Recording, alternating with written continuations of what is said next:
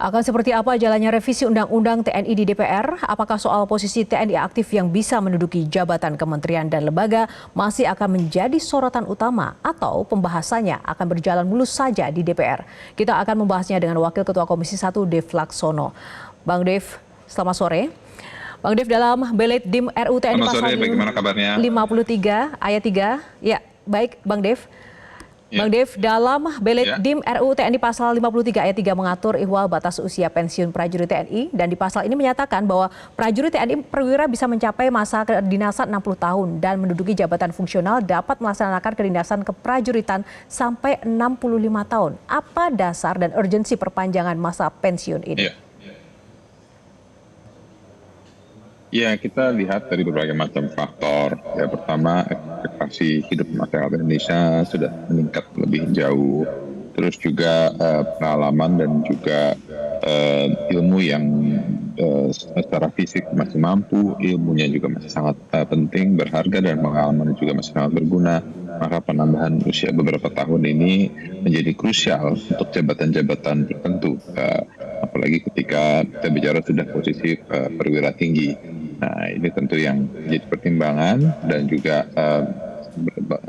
berdasarkan pengalaman presiden-presiden yang baik sekarang ataupun yang sebelumnya, itu ketika sudah nyaman dan pas dengan para pejabat militer, akan tapi karena masalah umur harus segera diganti. Sementara tugasnya belum selesai, tanggung jawabnya belum rampung, dan misi-misinya belum sebelumnya terpenuhi. Maka itulah kita melihat perpanjangan ini menjadi suatu kebutuhan yang perlu segera kita selesaikan untuk kepentingan keberlangsungan sistem kebernegaraan kita.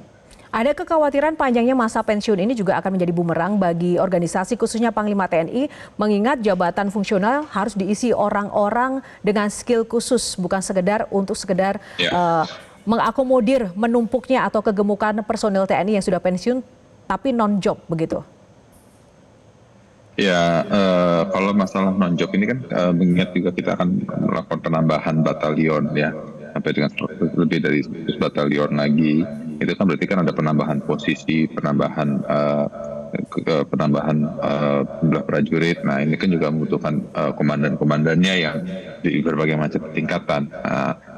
Untuk kita yakini dengan ini akan membuat posisi baru, dan kita akan menghindari penumpukan atau pengemukan jumlah personel di pangkat tertentu, dan makanya juga sesuai dengan kemajuan bangsa dan juga perkembangan negara, perwira-perwira nanti juga bisa diarahkan untuk mendapatkan posisi-posisi di tertentu, akan tapi sesuai dengan aturan yang berlaku.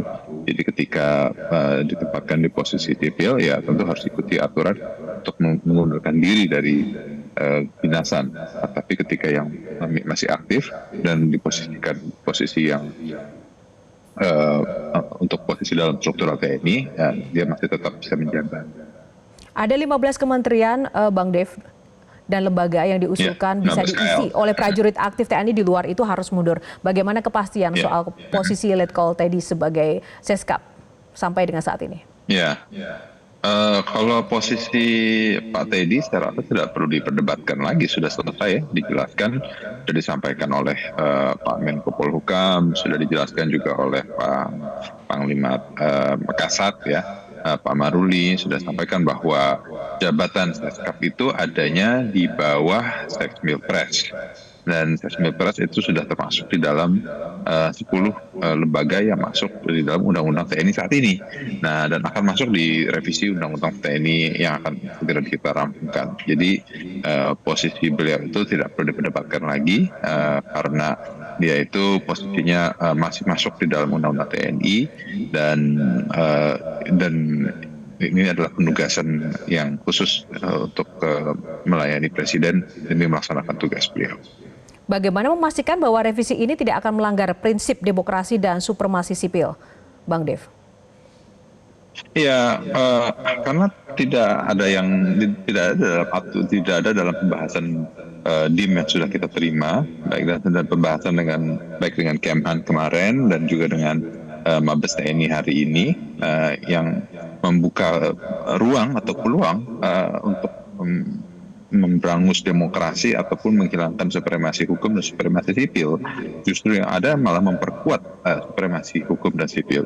Karena ketika prajurit TNI ditempatkan di 15 KL di luar struktural Kemhan dan TNI, mereka itu tunduk dan patuh kepada pejabat terkait, ya. Jadi bukan tunduk kepada Mabes TNI, akan tapi tunduk kepada pejabat terkait, dan semuanya ini mengerucut kepada Presiden Republik Indonesia. Presiden Republik Indonesia itu di bawah aturan hukum. Jadi semuanya itu ikut kepada supremasi sipil dan patuh kepada aturan supremasi hukum. Dan sedikit saja, ini targetnya 21 Maret, artinya ini akan berjalan mulus tanpa hambatan sesuai target begitu, Bang Dev? Ya, kita yakini bahwa akan selesai sesuai target dan akan dapat berjalan dengan baik. Begitu.